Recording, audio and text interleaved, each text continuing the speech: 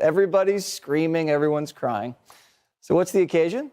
Well, Congresswoman Omar got voted off the Foreign Affairs Committee. The question is on adoption of the resolution. Those in favor say aye. Aye. Those in favor say no. No.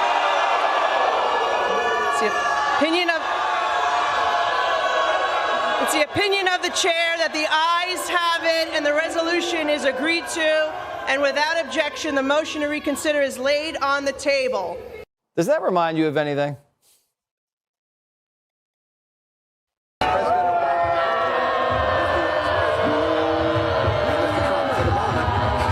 McCarthy yanked Omar off Foreign Affairs to pay back Pelosi for yanking his people off committees.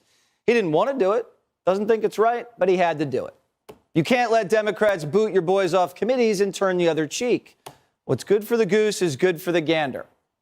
Consistency. There is nothing consistent with the Republican Party's continued attack except for the racism and incitement of violence against women of color in this body. The vote hits the floor and suddenly the chamber erupts. Cheers on one side, outrage on the other. In a matter of seconds, the decision is final. Ilhan Omar is officially removed from the Foreign Affairs Committee. Democrats start shouting about racism and political revenge while Republicans say it's simple accountability. And if you're new here, consider subscribing, because what happens next on that House floor turns into one of the most chaotic political meltdowns you'll see this year. Good morning, everybody. Steve Drazkowski, State Representative from Mazeppa. Today we are asking the Federal Internal Revenue Service and the Minnesota Department of Revenue to review the tax filings of U.S. Representative Ilhan Omar on several grounds. I am joined by 9 Minnesota State Representatives in making these requests, and I think there's 6 here today. These representatives include Glenn Gruenhagen of Glencoe, Eric Lucero of Dayton, Shane Mecklin of Clear Lake, Tim Miller of Prindsburg, Linda Runbeck of Circle Pines, Cal Barr of East Bethel, John Poston of Lakeshore, Dwayne Quam of Byron, and Jeremy Munson of Lake Crystal. We are making this request on 3 direct grounds. First, Representative Omar improperly and deliberately filed for a tax status for which she was not qualified, an illegal action in both federal and state law.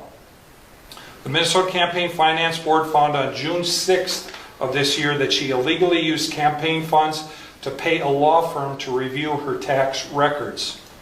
The Campaign Finance Board exposed crystal clear probable cause for a tax fraud or tax evasion investigation when they discovered that Representative Omar filed as married and filing jointly with Mr. Ahmad Hersey in 2014 and 2015.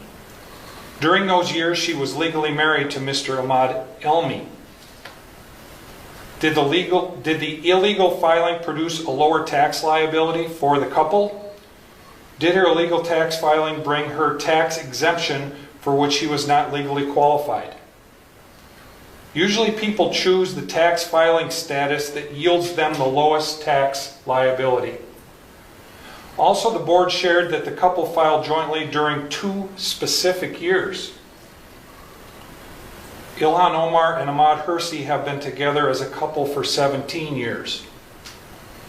Given her record of crimes and violations of so many laws, it may be worth evaluating her claims of status in those other years as well.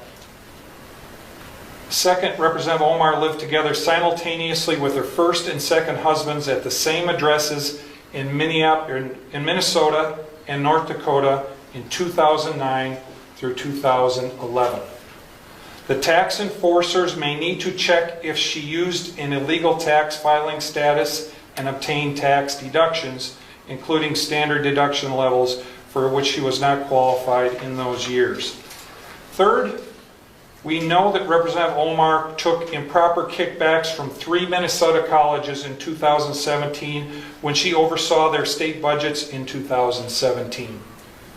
Under campaign pressure, she returned those kickbacks in 2018. It is worth checking to see if she reported the kickbacks as income in 2017 or deducted the paybacks as expenses in 2018. 5 grounds for an investigation include corruption in public office, and tax evasions on grounds of illegal filing status, improper deductions, concealed income from kickbacks, and improper claims for expenses. We are also aware of Representative Omar's pattern of improper conduct. She has been fined by the Campaign Finance Board for diverting campaign funds for an unpermitted political trip to Orlando. She has been directed to pay back her expenses for uncovered political trips to Boston, New York, Philadelphia, Chicago, Florida, and Washington, D.C. She has been punished for conversion of campaign funds to pay for personal legal and accounting services.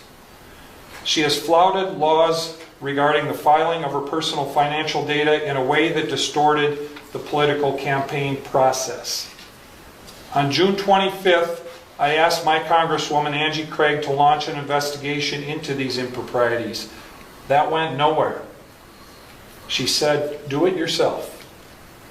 So on July 23rd, I asked the U.S. House Ethics Committee to investigate Representative Omar. That request is currently being reviewed by the Office of Congressional Ethics. On that same day, I launched OmarTruth.com in an effort to rally Minnesotans and Americans to help bring political pressure to bring about a congressional investigation. After 2 weeks, we have over 44,000 citizens expressing their strong desire to bring about a full investigation, and the list is growing. I will be adding today's request to the facts available on OmarTruth.com. Today, I and 9 other representatives are asking the nonpartisan federal and state tax enforcers to open investigations. We are simply asking them to do their jobs. You guys have anything? Questions, anyone? Do state lawmakers have sway to influence the IRS or Minnesota Department of Revenue? Have you successfully asked for such things in the past? Is there a precedent? I think certainly there's precedent, and I think it's incumbent upon us, Mary, lawmakers, the media, and others, when they see very clear, blatant violations of our laws, to find every way we can to appeal to the people who can investigate and prosecute those laws. And that's what we're doing here today. How would a state lawmaker's request be different, though, than an average citizen? That's what I'm asking. Do you have any special sway or ability to request something? You know, I don't think so. You know, I guess the fact that we each represent 40,000 people might be helpful, and it might be something that that those individuals take under consideration. But this gives us an ability, I think, to, in an organized, deliberative fashion, say, we have asked the Minnesota Department of Revenue to do their job. We have asked the IRS to do their job. Before we got here today, we don't know if they have been fully informed and appraised of these facts. After today, we can be sure that they have been fully informed and appraised of these facts. So President Trump has an obvious place in this as the head of the... I had a member of the Republican caucus threaten my life, and you all and the Republican caucus rewarded him with one of the most prestigious committee assignments in this Congress. This is about targeting women of color in the United States of America. Don't tell me, because I didn't get a single apology. Time has expired. When my life was threatened. Thank you.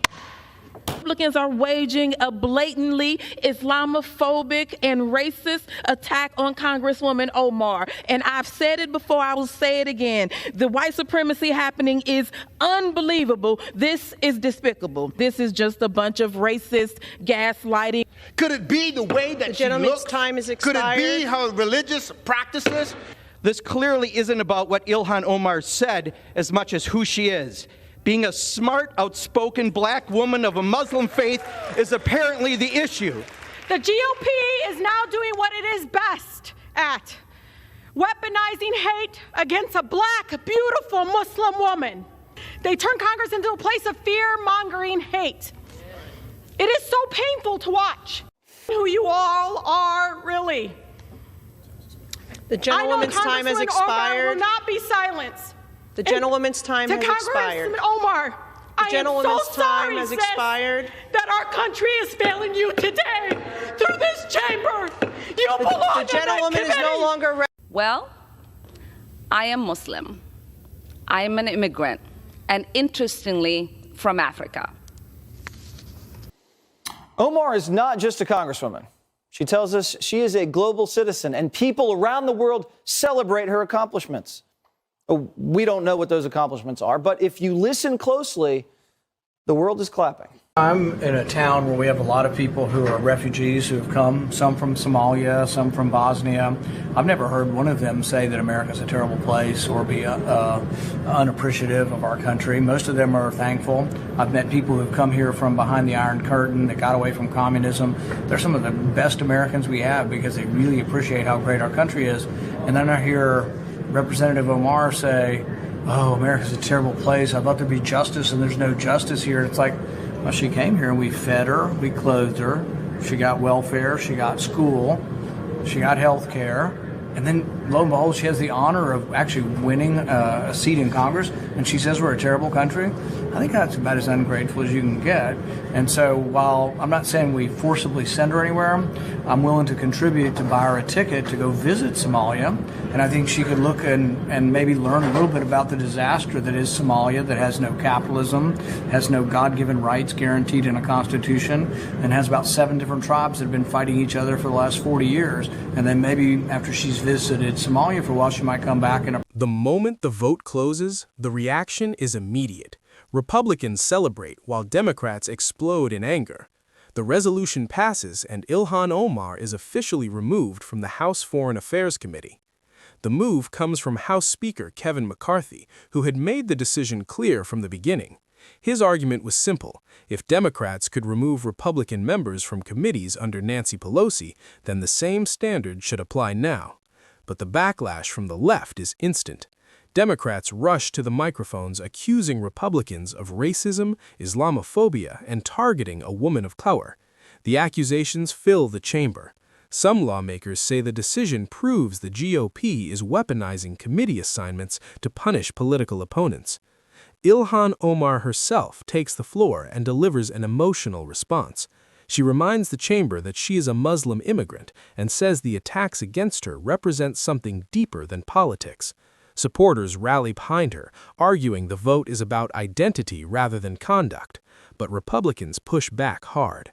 They argue the decision is about controversial statements and conduct that, in their view, made her unfit for a role that directly influences American foreign policy. And outside Washington, the debate gets even louder. Minnesota state representatives step forward calling for investigations into Omar's past financial filings. They outline accusations ranging from possible tax irregularities to questions about campaign spending. Their request goes to both the IRS and the Minnesota Department of Revenue. According to those lawmakers, the goal is simple: have investigators determine whether any laws were broken. They also point to previous campaign finance rulings where Omar was required to repay funds used for travel and legal expenses.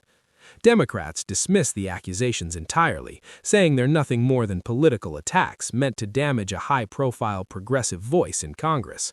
And on the House floor, the tension keeps rising. Supporters of Omar frame the vote as an attack on representation and diversity in Congress. Critics say it's long overdue accountability. The divide is sharp, emotional, and very public. But one thing is certain: the vote marks a major political moment. Removing a sitting member from a powerful committee is rare, and it instantly becomes one of the biggest flashpoints in the current Congress. The real question now is what happens next. Investigations, political fallout, and a growing national debate are already underway. Let us know what you think. Was this accountability or pure politics? Like, subscribe, and share if you want to see more moments from inside Congress as they unfold.